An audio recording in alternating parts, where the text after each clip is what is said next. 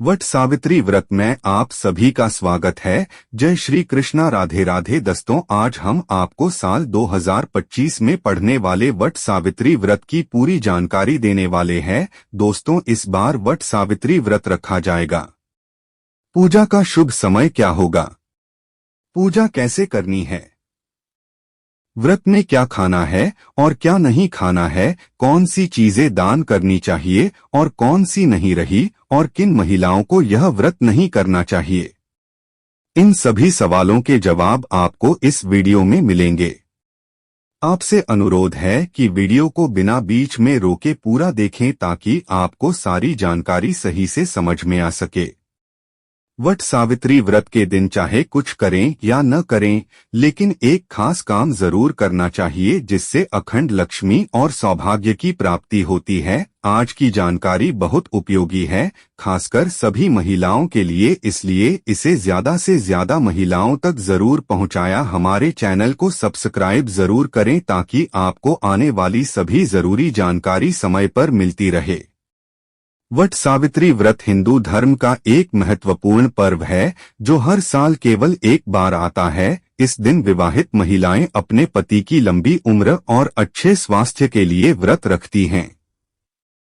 यह व्रत ज्येष्ठ महीने की अमावस्या तिथि को रखा जाता है। इस वीडियो में हम जानेंगे कि वट सावित्री व्रत कैसे करना है, नहाय खाए से लेकर पारण तक की पूरी प्रक्रिया क्या होती है और उस दिन कौन सा एक खास श्रृंगार करना चाहिए।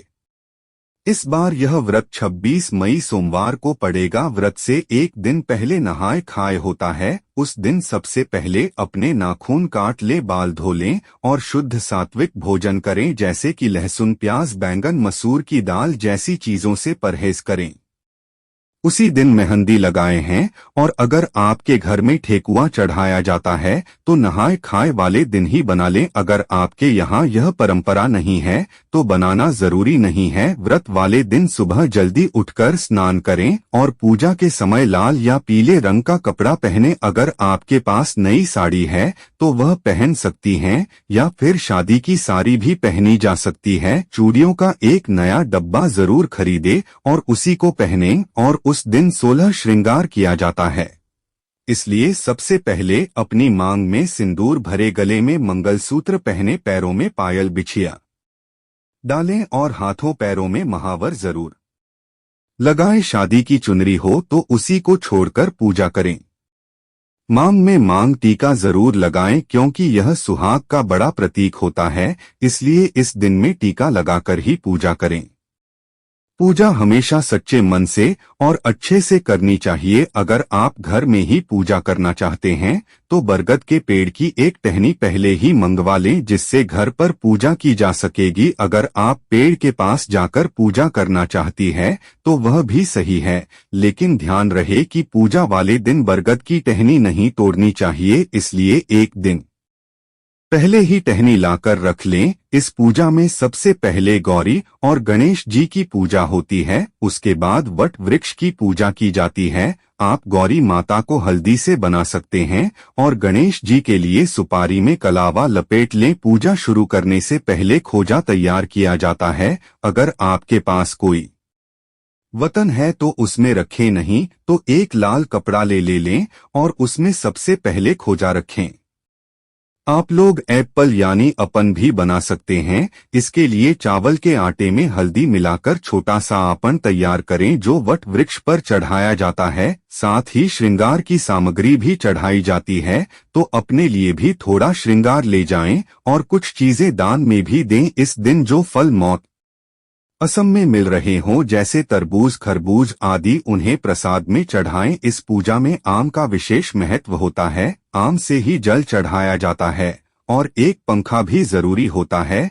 पंखा बांस का होना चाहिए। एक पंखा पति को हवा देने के लिए होता है और दूसरा दान किया जाता है, इसलिए पंखों की जरूरत होती है। पूजा के बाद परिक्रमा की जाती है। अगर आपके पास कच्चा सूत है तो उससे परिक्रमा करें, वरना मौली धागे से भी कर सकते हैं। नियम के अनुसार 108 परिक्रमा करनी होती है, लेकिन अगर संभव न हो तो 11, 22 या 51 बार भी कर सकते हैं। परिक्रमा करते समय ध्यान रखें कि अगर धागा खत्म हो जाए तो भी परिक्रमा बंद न करें। करेगा परिक्रमा की गिनती याद रखने के लिए आप अपने हाथ में चला ले सकते हैं और एक पैकेट सिंदूर भी रखें। हर चक्कर के बाद एक चना रख लें ताकि गिनती बनी रहे। सिंदूर और चना वट वृक्ष पर चढ़ाया जाता है। सुहाग की चीजें जैसे चोरी, सिंदूर, बिंदी आदि जरूर चढ़ाएं। अगर आप चाहें तो 16 श्रृंगार की सारी चीजें भी चढ़ा सकती है। पूजा के अंत में कुछ न कुछ दान में जरूर देंगे। पूजा पूरी करने के बाद इस दिन पति पूजन भी किया जाता है।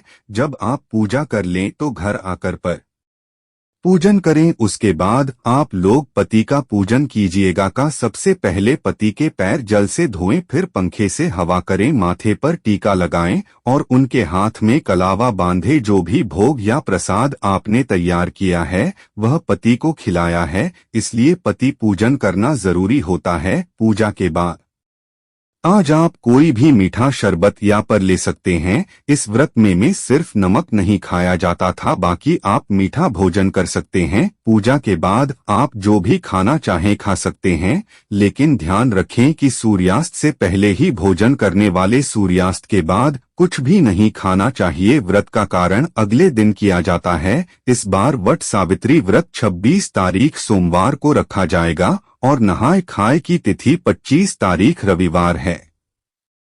व्रत का पारण 27 तारीख मंगलवार को होगा।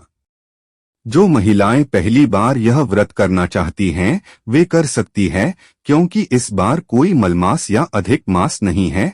अगर आप व्रत करना चाहें तो जरूर करें। करेगा पूजा पूरी होने के बाद जितनी भी सुहागन महिलाएं हों उनकी मांग में सिंदूर जरूर लगाएं और उन्हें प्रसाद भी दे देंगे। दोस्तों, आप साधारण कैसे भी पूजा कर सकते हैं। इसके लिए पूजा के दिन एक टोकरी में रेत भरकर उसमें ब्रह्मा जी की मूर्ति स्थापित करें और दूसरी टोकरी में सावित्री जी की मूर्ति रखें। एक और टोकरी में सत्यवान और सावित्री की मूर्तियां रखें। इन टोकरियों को वट वृक्ष के नीचे रखें। पहले ब्रह्मा और सावित्री की पूजा करें, फिर सत्यवान और सावित्री की पूजा करें। उसके बाद वट वृक्ष को जल, फूल, मूली, होली, कच्चा दूध, चना, गुड़ और धूप दीप से पूजन करें। करेगा जल अर्पित करके वृक्ष के चारों ओर कच्चा धागा 3 बार लपेटकर परिक्रमा करेगा। बांटकर पत्तों की माला पहने और सावित्री कथा का श्रेय अमन करें। पूजा में जो सामग्री उपयोग में आती है उनमें मूर्तियां, बांस का पंखा, लाल कलावा, धूप, फल फूल, होली सुहाग की चीजें, पूरियां, बरगद का फल और जल से भरा हुआ कलश शामिल है।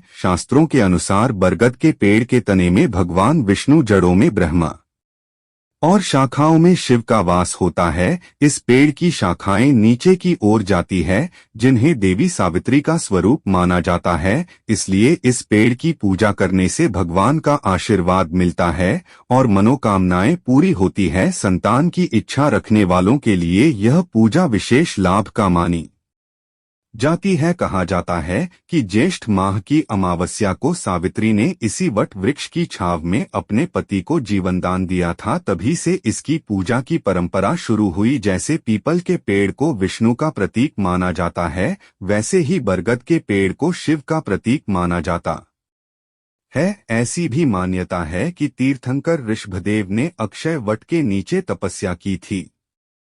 इस स्थान को प्रयाग में रक्तदेव तपस्थली नाम से भी जाना जाता है। दोस्तों, इस दिन किन गलतियों से बचना चाहिए, आइए जानते हैं।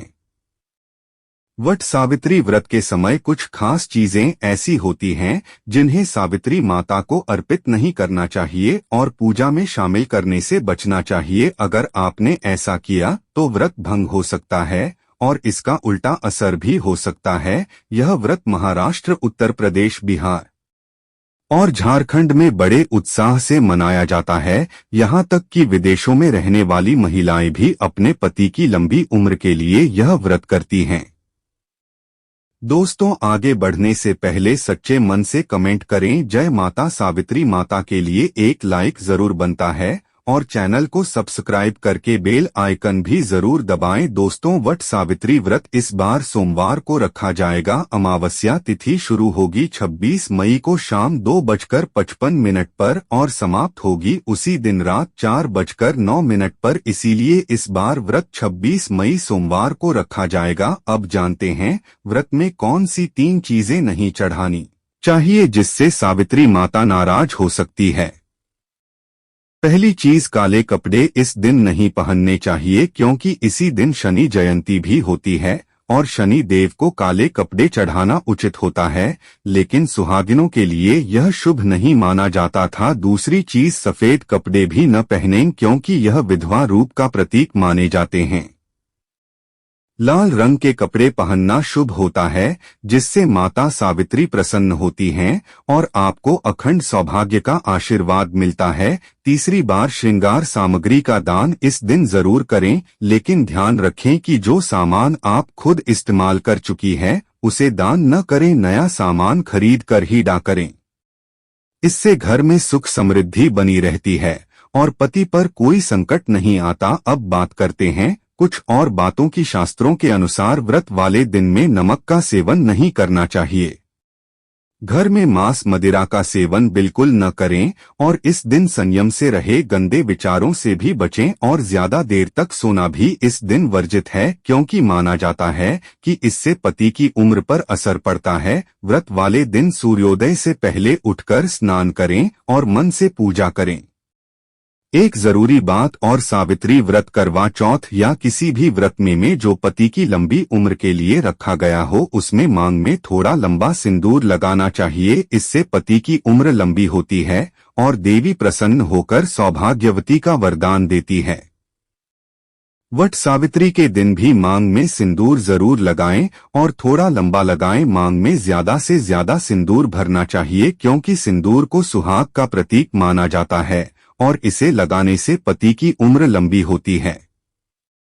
इसलिए ध्यान रखें कि सिंदूर कम न लगाएं ताकि जीवन में सुख शांति बनी रहे और पति की उम्र में वृद्धि हो। दोस्तों को नंबर 6 है, वट सावित्री व्रत के दिन सावित्री माता को लाल फूल चढ़ाना चाहिए। लाल फूल प्रेम, ऊर्जा और सौभाग्य का प्रतीक होता है। यह माता को प्रसन्न करता है और आपके वैवाहिक जीवन में सुख समृद्धि लाता है। नंबर 7, इस दिन घर में मीठे पकवान जरूर बनाएं और माता को भोग लगाएं। यह परंपरा न सिर्फ माता को प्रिय है बल्कि इससे घर का वातावरण भी सकारात्मक बनता है। नंबर 8, कुछ महिलाएं इस दिन को हल्के में लेकर ब्यूटी पार्लर जाकर बाल कटवा लेती हैं, जो कि धार्मिक रूप से गलत माना जाता है। वट सावित्री और करवा चौथ जैसे व्रतों के दिन बाल या नाखून नहीं कटवाने चाहिए क्योंकि यह अशुभ माना जाता है और इससे जीवन साथी की उम्र पर असर पड़ सकता है। नंबर 9, इस दिन पूजा में जो भी चीजें अर्पित करे रही है वह सही और साबुत होनी चाहिए। कभी भी टूटी फूटी वस्तुएं जैसे खंडित मूर्तियां, टूटी चूड़ियां या खराब सामान का प्रयोग न करें। यह व्रत की पवित्रता को भंग कर सकता है। खासकर सफेद, नीले या काले चूड़ियां इस दिन ना पहनें और गले में मंगलसूत्र जरूर धारण करें, बिना इसके व्रत अधूरा माना जाता है। दोस्तों, आप जानते हैं वे कौन सी महिलाएं हैं जिन्हें वट सावित्री व्रत नहीं रखना चाहिए वरना गंभीर परिणाम हो सकते हैं। नंबर 1, यदि के महिला के मन में अपने पति के अलावा किसी और पुरुष के लिए भावनाएं हैं तो ऐसी महिला को यह व्रत नहीं करना चाहिए। यह व्रत पति के प्रति समर्पण और निष्ठा का प्रतीक है और इसमें पवित्रता बहुत जरूरी है। जैसा कि चाणक्य नीति भी कहती है, सच्चा प्रेम वही होता है जो एकनिष्ठ और निस्वार्थ हो। नंबर 2, गर्भवती महिलाओं को वट सावित्री व्रत रखने से पहले सावधानी बरतनी चाहिए। अगर स्वास्थ्य ठीक नहीं है या कमजोरी महसूस होती है तो इस समय व्रत करना मुश्किल हो सकता है। हालांकि शास्त्रों में व्रत करने से मना नहीं किया गया है, लेकिन ऐसी स्थिति में डॉक्टर की सलाह और शरीर की क्षमता का ध्यान रखते हुए ही व्रत करना चाहिए। इसलिए व्रत रखने से पहले डॉक्टर की सलाह जरूर लेनी चाहिए, क्योंकि इस दौरान आपकी सेहत और बच्चे की सुरक्षा सबसे जरूरी होती है। दोस्तों, नंबर 3, शास्त्रों में यह स्पष्ट बताया गया है कि कुछ धार्मिक कार्य ऐसे होते हैं जिनमें पति पत्नी दोनों की उपस्थिति अनिवार्य होती है। सावित्री व्रत भी उन्हीं में से एक है। यदि किसी महिला ने पति के साथ विवाह के साथ फेरे नहीं लिए हैं और बिना विवाह के साथ रह रही हैं, तो उन्हें यह व्रत नहीं रखना चाहिए, क्योंकि यह अशुभ माना जाता है और धार्मिक दृष्टि से भी स्वीकार्य नहीं होता। नंबर 4, अगर पति पत्नी के बीच लंबे समय से अनबन चल रही हो और बात तलाक तक पहुंच चुकी हो, तो ऐसे में यह व्रत नहीं रखना चाहिए।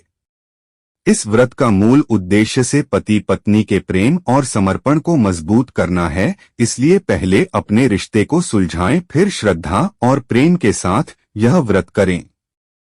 अब महिलाओं के लिए एक विशेष ध्यान देने योग्य बात, वट सावित्री व्रत के दिन अपने सुहाग की कोई भी चीज जैसे कि बिछिया, चूड़ियां, सिंदूर, मंगलसूत्र या पायल आदि किसी को दान न करे रहेगा और किसी अन्य महिला को पहनने के लिए न दे देते। आजकल महिलाएं एक दूसरे के आधारभूत पहनती हैं, लेकिन इस विशेष दिन यह ठीक नहीं माना जाता था। ऐसा करने से पति पर संकट आ सकता है और व्रत की शुद्धता भंग हो सकती है।